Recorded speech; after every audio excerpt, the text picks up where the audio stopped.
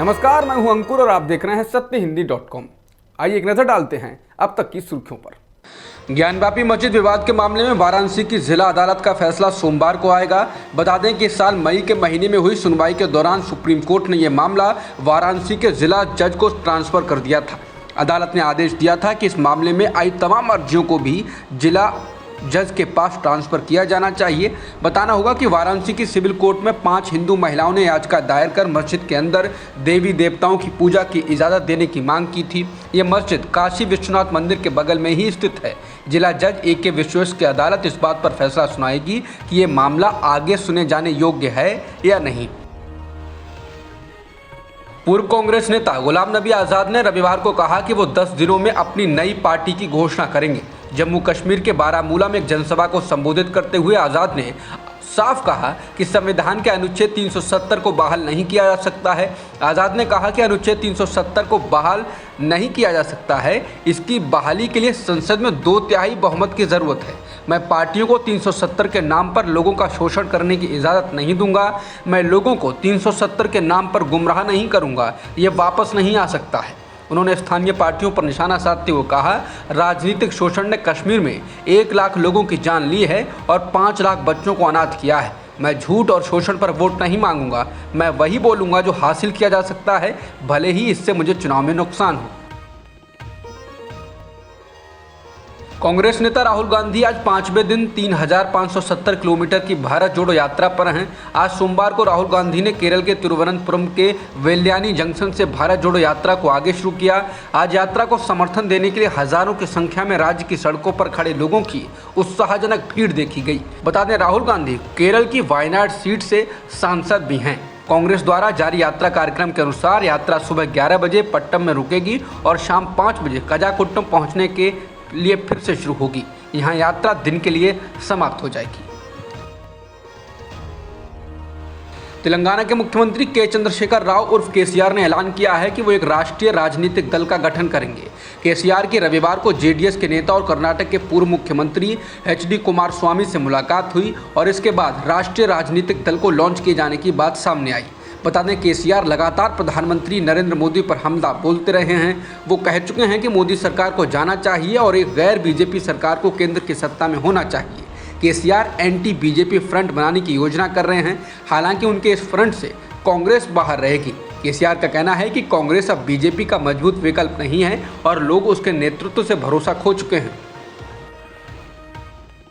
कई क्षेत्रीय दल जो राज्यों में कांग्रेस को कमजोर बता रहे हैं और 2024 में उससे दूरी बनाने की बात कर रहे हैं। इस बीच बिहार के डिप्टी CM और RJD नेता तेजस्वी यादव ने इंडियन एक्सप्रेस से बात करते हुए कहा कि कांग्रेस अभी भी विपक्षी गुट में सबसे बड़ी पार्टी है और बाकियों को इसकी प्रासंगिकता पर व्यावहारिक रूप से सोचना चाहिए। द इंडियन एक्सप्रेस को दिए एक इंटरव्यू में यादव ने कहा कि बिहार के मुख्यमंत्री नीतीश कुमार और राजद प्रमुख लालू प्रसाद कांग्रेस अध्यक्ष सोनिया गांधी के विदेश लौटने के बाद उनसे मुलाकात करेंगे। तेजस्वी ने कहा कि विपक्षी नेताओं के लिए भाजपा को हराना एकमात्र व्यक्तिगत महत्वाकांक्षा होनी चाहिए। तेजस्वी यादव ने कहा कि बिहार ने एक अच्छा खाका दे दिया है और इसे देश में बाकी जगह दोहराया जाना चाहिए। नीतीश जी कई नेताओं से मिल चुके हैं, लालू जी भी बोल चुके हैं, मैं भी मिलता रहता हूं। सोनिया जी के वापस आने के बाद नीतीश जी और लालू जी उनसे मिलेंगे और आगे के रास्ते पर चर्चा करेंगे। आखिरकार अगले लोकसभा चुनाव पर बातचीत शुरू हो गई है, जो बिहार के घटनाक्रम से पहले नहीं थी। 2024 के लोकसभा चुनावों के लिए विपक्षी पार्टियों में PM पद के लिए उम्मीदवार को लेकर चर्चा के बीच NCP सांसद प्रफुल्ल पटेल ने कहा है कि पार्टी प्रमुख शरद पवार ना तो PM उम्मीदवार थे और ना ही हैं।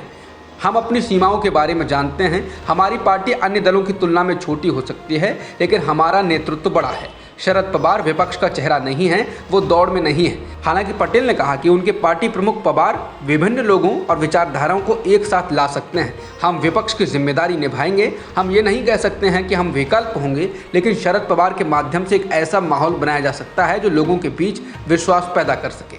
प्रफुल्ल पटेल ने यह बात रविवार को दिल्ली में NCP के 8वें राष्ट्रीय अधिवेशन के समापन के बाद कही। NCP के राष्ट्रीय अधिवेशन के बाद से पार्टी में भीतरी दरार को लेकर अटकलें लगाई जाने लगी हैं। दरअसल दिल्ली में NCP के राष्ट्रीय अधिवेशन के दौरान पार्टी अध्यक्ष शरद पवार के भतीजे अजित पवार बिना स्पीच दिए मंच छोड़कर चले गए। इसके बाद उनका इंतजार भी किया गया, लेकिन अजित पवार नहीं लौटे। जब ये वाकया हुआ उस वक्त मंच पर खुद शरद पवार मौजूद थे। उनके अलावा प्रदेश अध्यक्ष जयंत पाटिल, प्रफुल्ल पटेल और सुप्रिया सुले भी वहां थीं।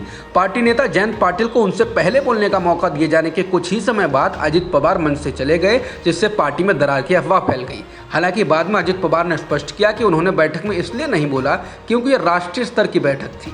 बता दें, एनसीपी सांसद प्रफुल्ल पटेल ने मंच पर घोषणा की थी कि अजित पवार शरद पवार की अंतिम टिप्पणी से पहले बोलेंगे, लेकिन पूर्व मुख्यमंत्री अपनी सीट से गायब थे। महाराष्ट्र में उद्धव ठाकरे बनाम एकनाथ शिंदे की लड़ाई खत्म होने का नाम नहीं ले रही है। आए दिन मुख्यमंत्री एकनाथ शिंदे उद्धव ठाकरे गुट से किसी न किसी नेता को अपने पाले में कर लेते हैं। दोनों ही गुटों की दुश्मनी इस कदर बढ़ गई है कि अब शिंदे और ठाकरे समर्थक मारपीट पर उतारू हो गए हैं। मुंबई के प्रभादेवी इलाके में शिंदे और ठाकरे गुट के कार्यकर्ताओं में तीखी झड़प की खबर है। ठाकरे गुट की तरफ से आरोप लगाया गया है कि एकनाथ शिंदे गुट के विधायक सदा सरवनकर ने उनके कार्यकर्ताओं पर 2 राउंड फायरिंग की है। ठाकरे गुट के लोगों ने आरोप लगाया है कि मौजूदा विधायक के इशारे पर ही उनके पक्ष के कार्यकर्ताओं की पुलिस ने गिरफ्तारी भी की है। दोनों ही गुटों में इस झड़प के बाद इलाके में भारी पुलिस तैनात कर दिया गया। पुलिस ने शिंदे गुट के विधायक के खिलाफ भी आर्म्स एक्ट का मामला दर्ज किया है। यह घटना मुंबई में शुक्रवार देर रात गणपति विसर्जन को लेकर ठाकरे और एकनाथ शिंदे गुट में कहासुनी के बाद हुई। उद्धव ठाकरे गुट के कार्यकर्ताओं ने पुलिस को बताया है कि पहले दोनों पक्षों में हाथापाई हुई थी, जिसके बाद एकनाथ शिंदे गुट के विधायक सदा सरवनकर ने मौके पर पहुंचकर और उन्हें अपने सिस्टम से 2 राउंड फायरिंग की। मौके पर पहुंची पुलिस ने कार्रवाई करते हुए उद्धव गुट के 5 कार्यकर्ताओं को गिरफ्तार कर लिया। आम आदमी पार्टी ने कहा है कि गुजरात पुलिस ने रविवार को उसके अहमदाबाद स्थित दफ्तर पर छापा मारा है। पार्टी ने कहा कि दिल्ली में कुछ नहीं मिला और गुजरात में भी कुछ नहीं मिलेगा। बताना होगा कि गुजरात में कुछ महीने बाद विधानसभा के चुनाव होने हैं और इस बार आम आदमी पार्टी भी वहां कई सीटों पर चुनाव लड़ रही है।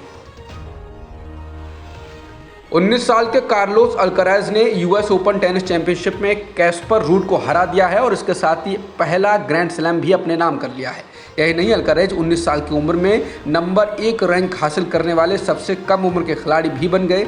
बता दें, महिलाओं में पोलैंड की 21 साल की खिलाड़ी ईगा स्वातेक ने ये खिताब जीता है। अब तक की खबरों में इतना ही। बाकी खबरों के लिए बने रहिए सत्यहिंदी.com के साथ।